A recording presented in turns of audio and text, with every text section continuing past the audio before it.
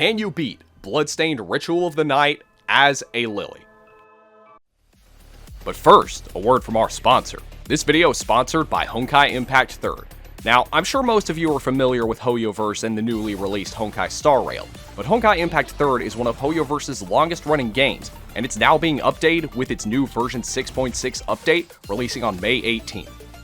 Honkai Impact 3rd is one of Hoyoverse's many free-to-play anime-themed action games that can be played on your iOS, Android, or Windows computer, and Honkai Impact features a really awesome sci-fi setting, beautiful graphics, really cool character designs, and an immersive universe for you to engage with. To top it all off, Honkai Impact has some really exciting real-time action gameplay that contains elements of bullet hells, social simulation, open-world exploration, and dungeon crawling. The new update adds a ton of new content, like new bits to the story, new elements to the gameplay, new characters, new items, and some of these are available only for a limited time. Be sure to use the code on screen to get 30 crystals, 2,888 asteroids, and 1 character trial card for free. Whether you're a veteran player to Honkai Impact or you've never played at all, now is a great time to experience Honkai Impact 3rd. I want to give a big shout out to Hoyoverse for sponsoring this video, and now, let's get back to the video.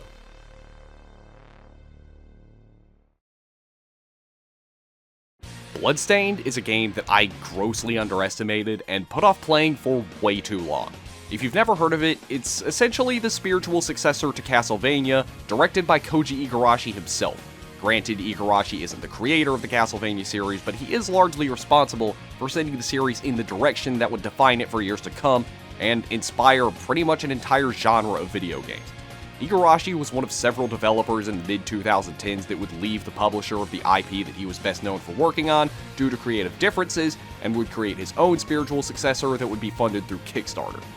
The reason I was hesitant to play Bloodstained was because, well, a lot of successors and spiritual successors to popular games funded through Kickstarter, or just Kickstarter-funded games in general, usually are at best disappointments that fail to live up to expectations, and at worst, raging forest fires that kill the credibility of not only the developers, but just Kickstarter projects in general. And with Bloodstained, a lot of the red flags that were there with more infamous examples like Mighty No. 9 were there. Getting tossed around to and from different publishers, repeated delays, and even having Ben Judd involved, one of the project managers for Mighty No. 9 and the brilliant mind that gave us this legendarily inspirational quote. And at the end of the day, even if it's not perfect, it's better than nothing. Fortunately, Bloodstained did come out, and it was pretty dang good. It had great level design, fun combat, good graphics and art direction, good music, and everything else that made Castlevania great. Some people have been suggesting I do a challenge run for this game for quite some time, and the one I decided on was beating the game as a Lili. One of the shards that you can get in this game is unique, and that it transforms you into an enemy, that being the Lili enemy. There are no other items in the game that do anything like this, and while this is active, you only have access to your standard kick attack. This is actually a pretty popular strategy for a lot of people, especially for speedrunners, but can you actually beat the entire game while in this form, and would you want to? I'll admit this run isn't so much a challenge more than it is a joke playthrough born from an idea that I got from a friend, but I still think it would make for an interesting video. I mean, what's not to love about a Playboy model going around kicking the crap out of demons? The rules are that I have to have the Bunny Morphosis shard active at all times, except for when I need to temporarily deactivate it because of something that's required by the game, and I have to be playing on Nightmare difficulty. That sounds like a simple enough concept, but setting this run up actually took a lot more effort than it needed to. For one thing, I need to be able to start the game with not just the Bunny Morphosis shard, but also Jeeble's glasses, because the Bunny Morphosis shard drains MP while it's active, and this run would not be possible without unlimited MP, which is exactly what Jeeble's glasses gives you. There are mods that allow you to put in cheat codes to start with certain shards or items, but they only allow you to start with one at a time, and they don't even work with more recent versions of the game. The only way to start with both is to be on New Game Plus, so what I had to do was download an older version of the game, use a cheat code to start with Jeeble's glasses, speedrun the game while avoiding HP and MP upgrades, then, just before starting New Game Plus, selling all my items and shards except for the Bunny Morphosis shard and the glasses, and then using the gold bullet ability to get rid of all my money. That is the closest I can get to a clean save file with these items. And I should also mention that I am playing with one mod installed, that being the drop rate improvement mod, which increases the drop rate of everything in the game by 10%, because with this being on nightmare mode and my level being stuck at 1, I'm going to need to use all the resources I have access to, and that is just not possible with the base drop rates in this game. Now that we have everything in place, let's get started. So we get to the title screen, select the save file, choose Nightmare as the difficulty, and then get to the introductory cutscene, which is something something religion, something something crystals, something something demons. The point is that there are monsters all over the place that we gotta kill, and as you can see, as soon as the game starts, we have both the Bunny Morphosis crystal and Jeebel's glasses, allowing me to stay in my Lili form indefinitely. I like how when this is on, Miriam is shown in her Lili form in both the pause screen and in the cutscenes. That's a nice little attention to detail there. Now, as I mentioned, Miriam in her Lili form can't use weapons. She can only attack by kicking right now, although she will get access to more moves later on, but for now, the basic kick is my only means of attack. And I should also mention that damage is calculated based on Miriam's intelligence, not her strength. Either way, it's a rather powerful kick, and it comes out fast, but it also has very short range, and with this being Nightmare difficulty, I can't afford to take too many hits. The enemies are nothing I can't get past though, and after kicking my way through the ship, I get a cutscene where, once again, Miriam stays in her bunny form, and then I get to fight the first boss, Vepar, a giant mermaid octopus thing. Like most first bosses, this one is pretty easy. Though one thing you'll notice about a lot of bosses on Nightmare mode, especially in this run, is that they are very much kill or be killed. Their attacks deal a lot of damage, usually enough to kill you in 3, 2, sometimes even 1 hit, but Miriam does a lot of damage in this form, so they don't take too many hits to bring down either. This boss will alternate between 2 phases. One where it will appear on the right side of the screen and whip you with its tentacles and either shoot bubbles at you or attack with a stream of water, and a phase where it will appear in the background and do more of the same, but it still has a hitbox and is actually easier to hit during this time. All of its attacks are predictable and easy to dodge. The only one that you really need to worry about is the bubble attack because it spawns enemies which can sneak up on you from behind if you're focused on attacking the boss, and this does catch me off guard a few times, causing a few resets, but once you figure out how to deal with them, you're set, and I am able to beat this boss in a very short amount of time.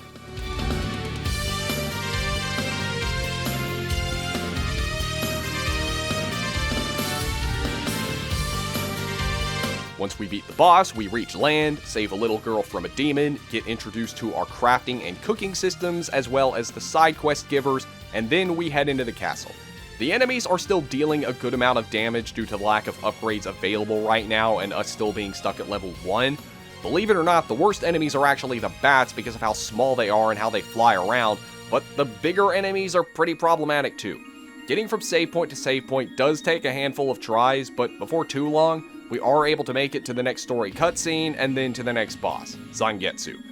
This boss is nothing like the first one, and it is much, much harder. First of all, Zangetsu is a human, meaning he is a much smaller target, and his attacks come out much faster. He swings his sword in a variety of ways, and it has a much longer hitbox than my kicks, meaning that when I think he's vulnerable, I have to go in, land a single kick, maybe a second one if I'm feeling lucky, and then quickly get out of the way. Unless you want to take a hit immediately after landing an attack, your timing has to be perfect. To make matters worse, a basic attack takes away almost all of my health, and his jumping attack does enough to kill me in 1 hit. And again, this attack is probably the hardest to dodge. You probably won't be able to get out of the way just by running. You have to run away from him, and then just before he lands, you slide out of the way, and depending on what kind of controller you're using, this can be very easy to mess up. There's a very steep trial and error curve to it. You have to really know his attack pattern inside and out to stand a chance, especially under these conditions. And even then, there's still a lot of luck involved. The only way to dodge most of his other attacks is by jumping, but sometimes if you try to jump over him, he'll go for this jumping spin slash that is pretty much impossible to dodge. The best opportunities to attack him are when he goes for his jump attack and he somehow winds up with his back turned toward you when he lands. Usually you can land a good 2 or 3 hits when he does this, sometimes 4, but I don't think it's worth the risk. However, if you somehow are able to deal a significant amount of damage to him, he'll then light his sword on fire, which makes it deal even more damage and gives his attacks even more range. And his jump attacks now have this explosive effect, so that back-kicking exploit no longer works. Like I said, I don't have a lot of resources that I can use to help at this point in the game. I only have access to weak potions, and HP max upgrades are very limited. Most of these attempts don't even last a single minute due to how much damage he does. I wish there was some kind of hidden exploit or trick to beating this boss, but there isn't.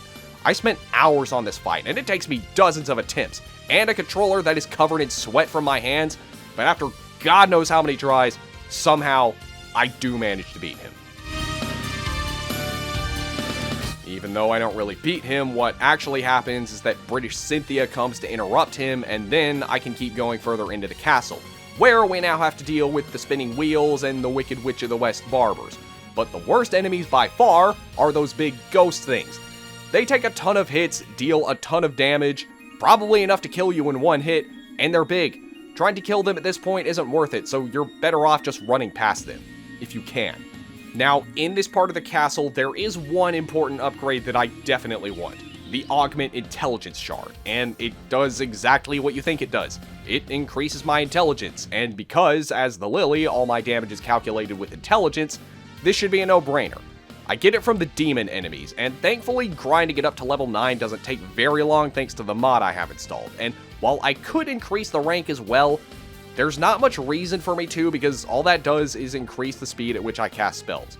But yeah, with my intelligence being higher now, you could probably already notice an increase in damage from my attacks, and also, by complete accident, I get the Bloodbringer familiar. And yes, I am allowing familiars in this run since they don't require me to leave my Lili form, and they don't use up MP. But anyway, I get to the next boss, the Craft Worker.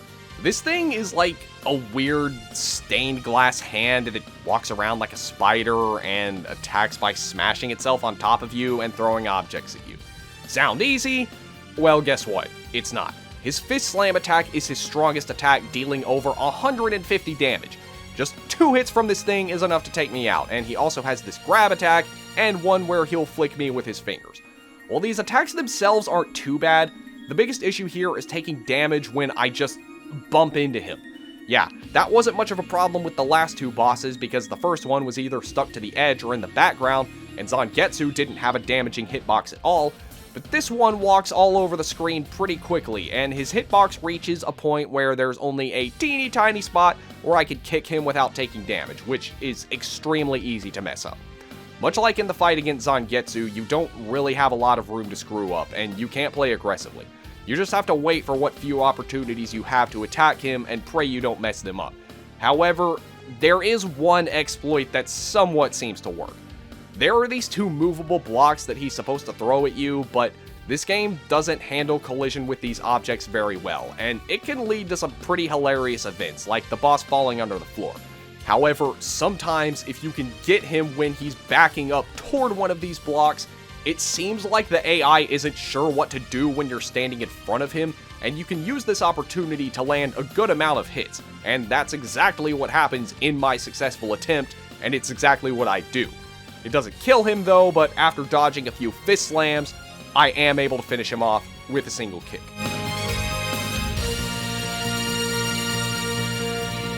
I get the Craftwork Shard as well as the Silver Knight Familiar and proceed further into the castle. Now I can go into the Garden of Silence, move the statue out of the way, and ride the carriage to the other side. And here, I'm supposed to go into the Tower of Twin Dragons and then go into the library, but before I do that, I have another upgrade to grab. Probably the most important one of the whole run. Now, I can also go into the Bridge of Evil. I'm not supposed to come here until later, but the game does let me go far enough to encounter my first Lilies. And you know what that means? I can start upgrading my Lili Shard. I spend the next several minutes killing Lilies until I'm at grade 9 and rank 7. I can't get up to rank 9 because I need a material that I can't get until much later. But anyway, the improvements made with a higher grade speak for themselves, and with a higher rank, I unlock the ability to do a rapid fire kick and the ability to throw knives. This is an absolute game changer because most of those enemies that were giving me so much trouble because of how close I had to get to them, they're all complete jokes now. And I'd say this is the point in the run where the game goes from difficult to mostly easy, but that doesn't mean there won't be any challenges along the way.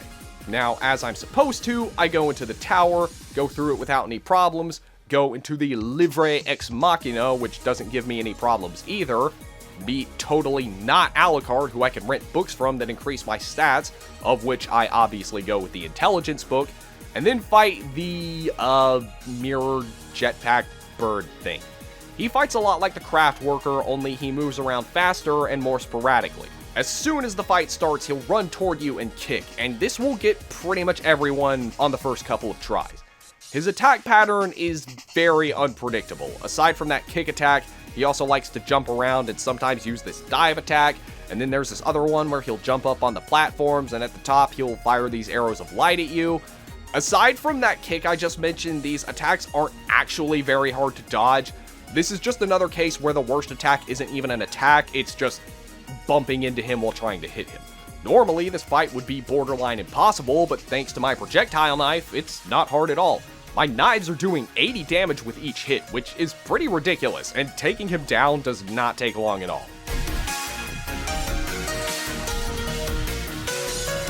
My reward for beating him is the double jump shard, which I don't think needs an explanation, but it does let me do something else in addition to the double jump, which I will definitely be using later in this run. For now though, I have to head through the Tower of Twin Dragons again, and none of the enemies here are a problem. Once I get to the end of the Tower of Twin Dragons, I have to fight, well, the Twin Dragon, Valak, and despite Valak having two heads on each side, they're actually both part of the same boss and share the same health bar. But anyway, as you might expect, Valak attacks with a variety of attacks from one or both of his heads.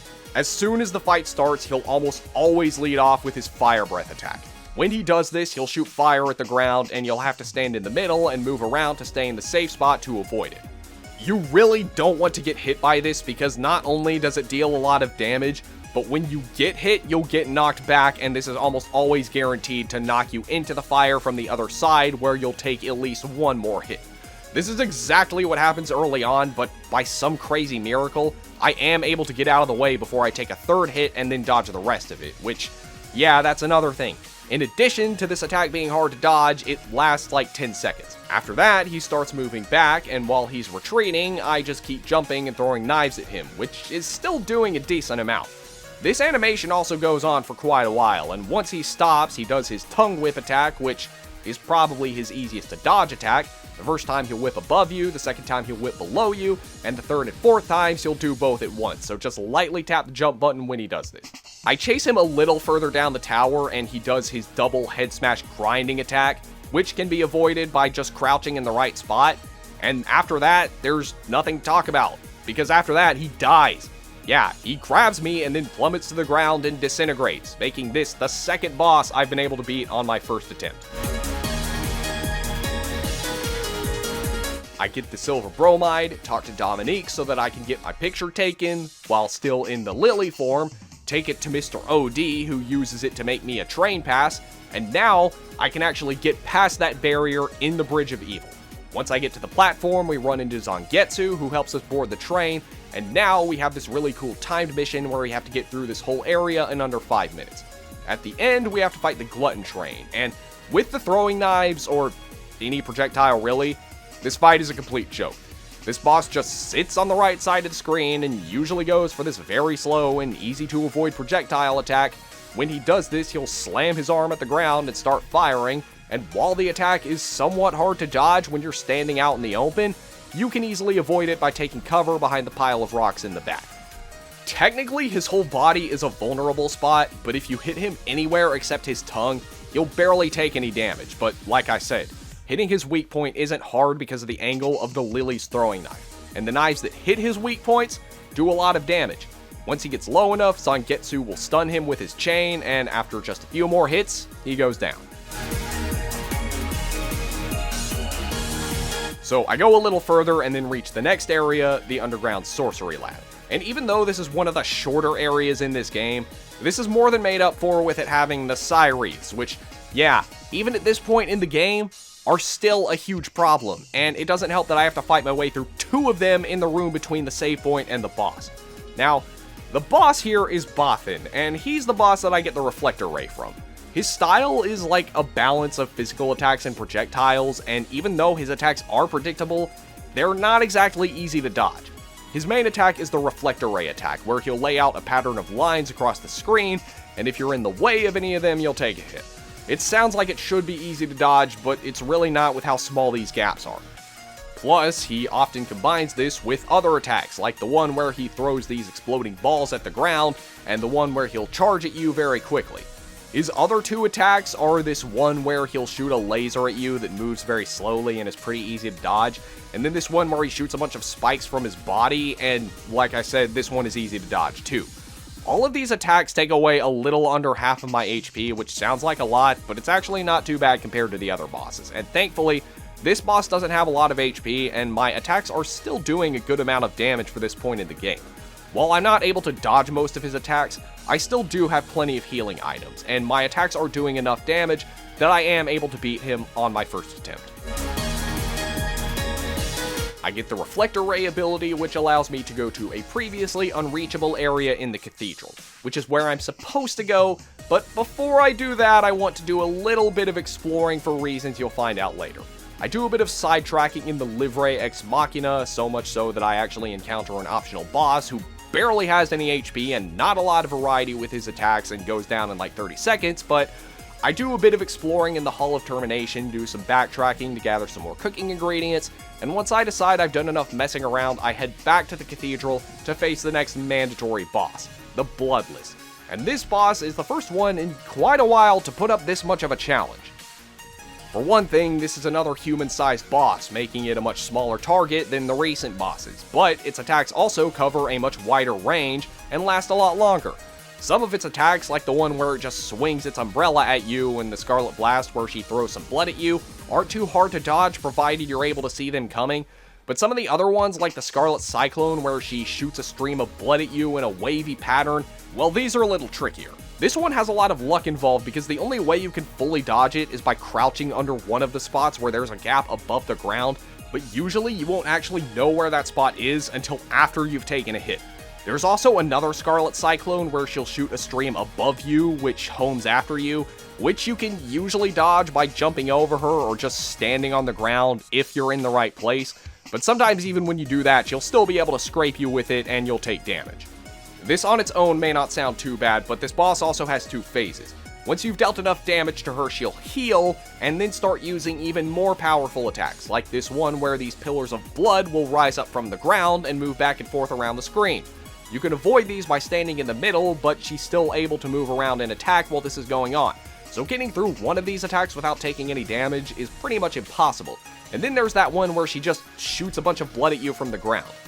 I would talk about the strategy for this fight, but a lot of it really just comes down to luck. You kinda just have to keep moving around and hoping to dodge her attacks, all while playing as aggressively as possible. This fight does take a good dozen or so attempts, but with a lot of pressure and luck, I am able to beat her.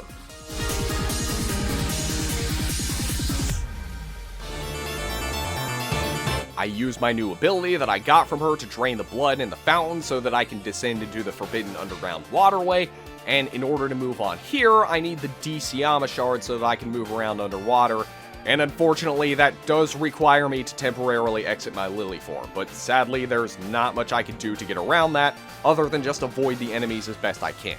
However, that's not all. One of the quests given to me by Lindsay requires me to kill 8 of these things, and by completing it, I'm rewarded with the Speed Belt, an accessory that increases my movement speed. This item itself doesn't have too great of an effect, but it does stack with another thing that increases my speed, that being the Tailwind Tome, which I can now rent from not Alucard now that I have over 50% of the map completed, hence why I was doing that exploring earlier. Anyway, I keep going until I get to the next area, the Hidden Desert. Now, there isn't much to say for this area in particular, but I do get some decent materials which allow me to make the Scarlet Dress, which is the best armor piece I could use for this run. Now, at the end, I have to fight Alfred, who you may remember from some cutscenes earlier. Alfred is another human enemy, and I'm not sure if I would say he's harder than the Bloodless, but this is a pretty difficult fight, especially if you're going in blind. The main reason this fight is so difficult is that it takes place in a circular arena, which makes my throwing knives pretty much useless for hitting him from a safe distance. The only way I can really use them is to attack him when I'm chasing him down, which, yeah, Alfred likes to attack and run around a lot, and oftentimes he'll warp to the opposite side of the map, which can be very frustrating. This is why I highly recommend getting the 2 speed boosts, because they make this fight a lot easier. The best way to deal damage to him is by bunny hopping. This is a common speedrunning strategy where you'll repeatedly dive kick an enemy from above, because once you get the double jump ability, you also unlock the ability to dive kick, much like in Dawn of Sorrow. Anyway, Alfred attacks with a variety of magic attacks, mostly fire and ice moves that he tries to hit you with, and also poison and stone moves that will temporarily create a damaging effect on the ground where they landed. Avoiding them is pretty easy, but his favorite attack is this homing ball of darkness that curses you when it hits. It's not too hard to avoid from a distance, but it can very easily catch you off guard when you're close to and trying to damage him. For this reason, I definitely recommend bringing along a lot of holy waters and healing items for this fight. But the worst part is that after his health gets low enough, he'll summon these orbs that slow you down. Keeping up with him before this was bad enough, but now you have to deal with constantly getting slowed down every time you step into one of these. And yeah, you can try to jump above them, but this also sets you back and leaves you vulnerable to many of his other attacks. I'm not exactly sure what triggers this, but I seem to get extremely lucky on my first attempt, because once he does this, it only takes me 1 hit to beat him. So yeah, somehow I was able to beat Alfred on my first attempt. That was some serious luck that carried me through that fight, but I'm not complaining.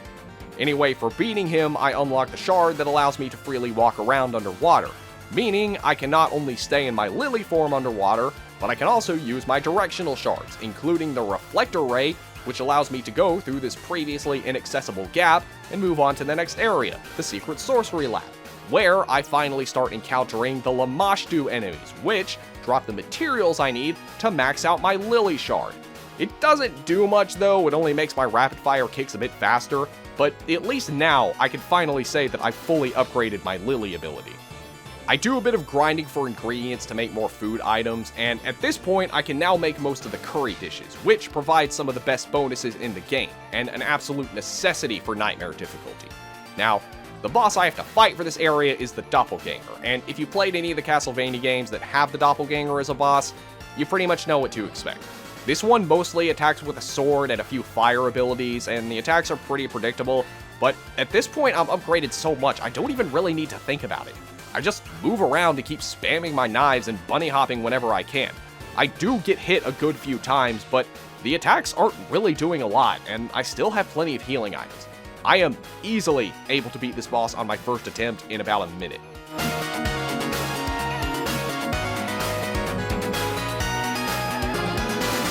A little bit later, I reach the next area, the Inferno Cave, and this is the first area in a while that actually gives me difficulty. In fact, I'd probably say it's harder than the boss of this area.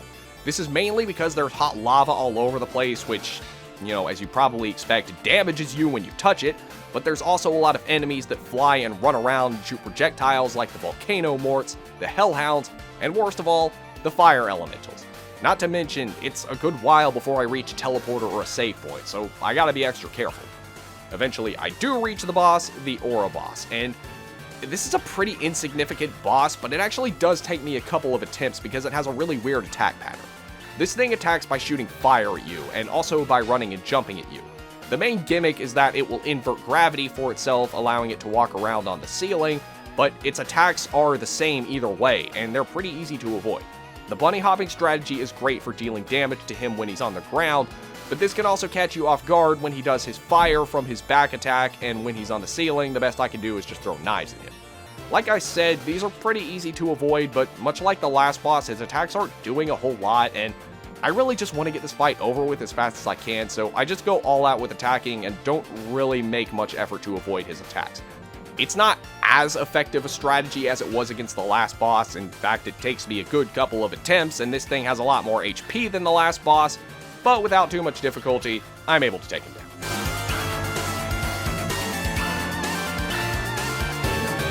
This gives me the invert ability, which makes pretty much every part of the castle reachable now. But before I can move on to the next area, I first need to backtrack to the Tower of Twin Dragons to get the Aegis Plate, which allows me to move through spikes so I can access the next area, the Oriental Sorcery Lab.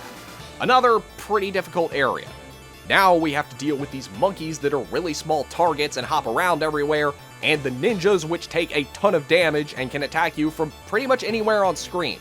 The worst part is that you have to travel a pretty long distance between the teleporter and the boss, so if you find out you're underprepared for the fight, if you don't have a waystone, you're not only going to have to fight through them again, but on your way back, you're also going to have to fight through them again and probably use up some of your healing items along the way. And yes, you are going to need to do a lot of preparing because the second fight against Zangetsu is ridiculously hard. You might think it would be easier with it being just an upgraded version of a boss I've already fought, but believe me, the upgrades that Zangetsu got since the last fight more than make up for this. First of all, the throwing knife doesn't really help because Zangetsu automatically blocks 90% of your projectiles. But in addition to his fire sword upgrade thing, he can now do the same with electricity and ice. Now, his fire abilities are just as annoying as they were last time, only now he has this move where he'll surround himself with these rotating fireballs, which are pretty much impossible to avoid, and he can still attack while these are active. Now, when he switches elements, his properties don't change too much. Like, there are some small differences, like when he uses his jump attack with his electric sword, it has a bit more vertical range, and when he swings his sword with his ice ability active, it will shoot ice attacks at you from the ground. Not too much of a difference, but the main differences and what makes this fight so difficult are his special abilities. I already talked about the one where he'll surround himself with fireballs, but with his electric one, he'll trap you in this bubble that you can only escape by repeatedly spamming your dive kick. Fail to do this, and it's a one-hit kill. Then there's his special ice attack that launches some ice at you from the edges of the arena. This itself isn't hard to avoid, but it is when he's still attacking you while doing it. The worst part though is that there aren't really any strategies that I can exploit here. Bunny hopping doesn't really work because there's no way to predict when he'll jump and swing his sword at you, and he's such a small target anyway. The knife doesn't work because, like I just said, he blocks most of your projectiles, and kicking doesn't work because that requires you to get really close to him, which is just too risky with all the attacks he has. There's really not a lot you can do. You really just have to decide which of these options is best given the situation and play it how you think is best. It is impossible to over-prepare for this fight, and you're definitely going to need every healing item available to you. Surprisingly, it doesn't actually take me that many attempts though, only about 4 or 5. This is probably because I did a good amount of preparing in advance, but that still doesn't make this fight easy. You also have to be patient because Zangetsu has quite a lot of HP, but if you are able to hold out long enough and keep damaging him, he will go down. So Zangetsu decides that we're worthy to face Jeeble, and he gives us his sword. And now we go back into the Hall of Termination to fight him. I should mention that it is possible to fight Jeeble as soon as you're able to enter the Hall of Termination, but if you beat him without the Zangetsu toe, all that happens is you get a game over screen. What you need to do is fight him normally until the moon turns red, then equip the Zangetsu toe, slice the moon in half, and then the fight will be over. After that, you may remember in the Garden of Silence, there's a room that also had the red moon. Well, yeah, you go there and you do the same thing. And this opens up the Den of Behemoths, which is basically the Garden of Silence, but a lot bigger, and the enemies are a lot bigger and tougher too. Once we get in there, we run into Alfred again, and Zangetsu asserts that Dominique has been using us the whole time. Either way, we gotta beat Gremory, but not before the Valifar, this area's boss. Now, I could fight him normally and have it actually pose a challenge, or I could just do this. Let's put your luck to the test.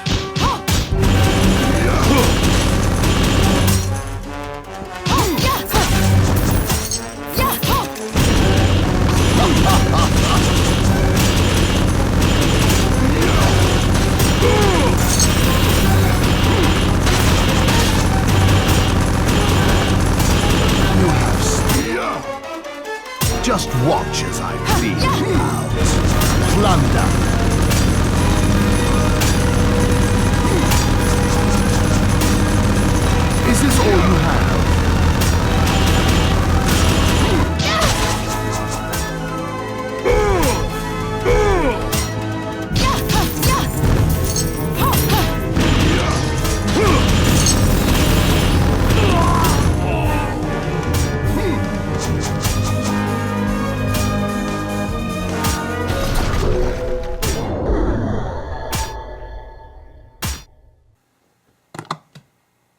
was easy. So yeah, after that we go a little further and make it to the Glacial Tomb, which is the last area and, as to be expected, has the toughest enemies as well as the hardest boss in the game. Even more so than the final boss, that being Gremory. This boss is basically this game's equivalent of Death from Castlevania. It has some of the strongest attacks in the game, but the worst part is that there are these little sickles that fly across the screen, or in this case, crescent moon-shaped beams, which are much more numerous, harder to avoid, and deal way more damage. As if that weren't bad enough, Gremory has some of the cheapest, most hard-to-dodge moves in the game, on top of having to avoid all these things. Like one where she'll try to cut you with a giant pair of scissors, one where she'll create a moon that will fire beams all around her that will cause the screen to shake, one where a bunch of hands will come up from the ground and follow you, one where she'll shoot these blackish, purplish things at you, and one where she'll fire a laser that circles around the screen and is pretty much impossible to dodge on its own. You could try. Oh, you could try to be strategic and avoid the attacks and fight her the way the game wants you to, but under these conditions, that's just not gonna work.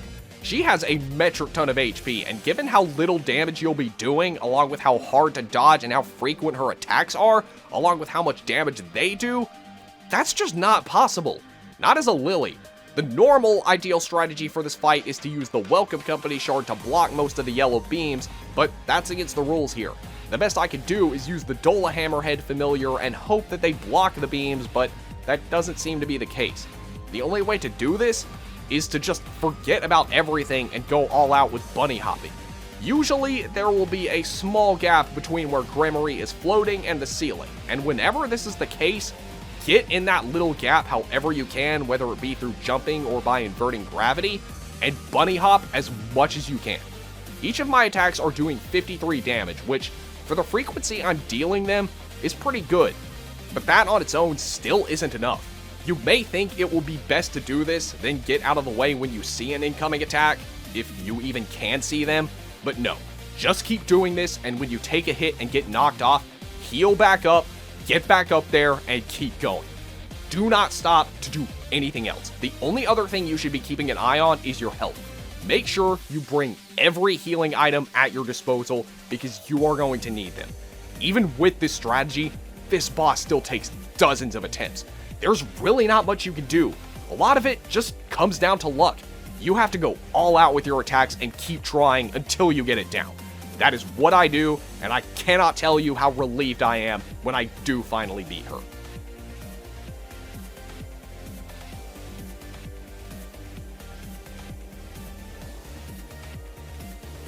So once I beat her, I get the Dimension Shift ability, which is a directional shard that lets me teleport small distances and outright go through walls. There are some things in the castle that are only accessible through this, but they're really not all that important. This mostly just exists to let you get to the final area where we fight the final boss, none other than Dominique. Dominique is actually pretty easy, especially compared to Gremory. She plays kind of like a mix between Alfred and Zangetsu. She has this whip that she'll swing at you, an obvious throwback to Castlevania, and sometimes she'll attack you with these magical projectiles. She also likes to run and jump around a lot, but she's really not hard to beat, and the bunny hopping strategy is actually pretty effective here because she doesn't have any attacks that reach directly above her. If you want to play it safe, it is a more than viable strategy to keep your distance and spam your knives, but either way, the fight against Dominique's human form does not last long at all.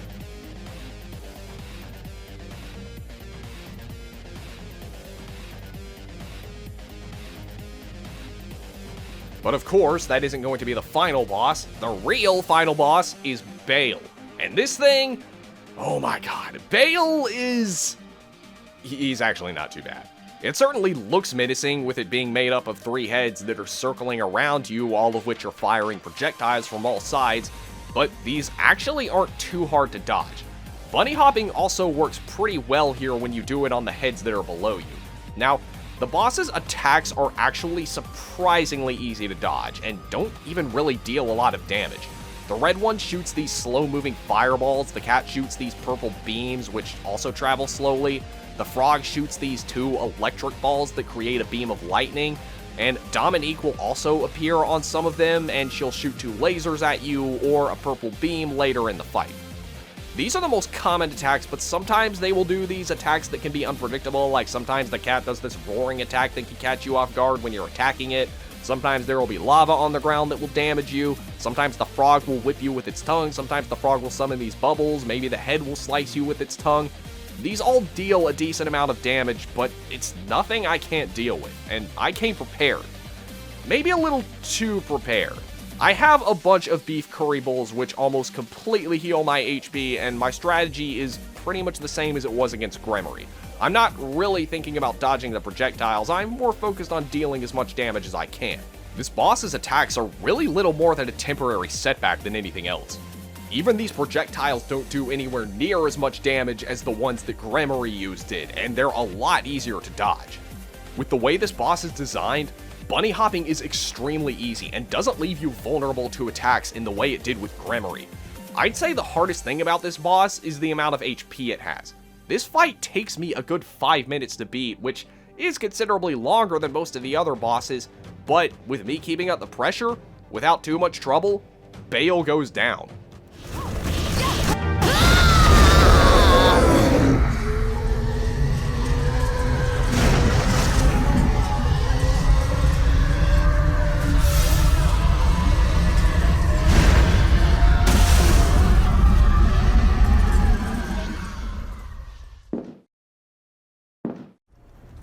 So, Dominique gets defeated, the castle disappears, and then the credits roll.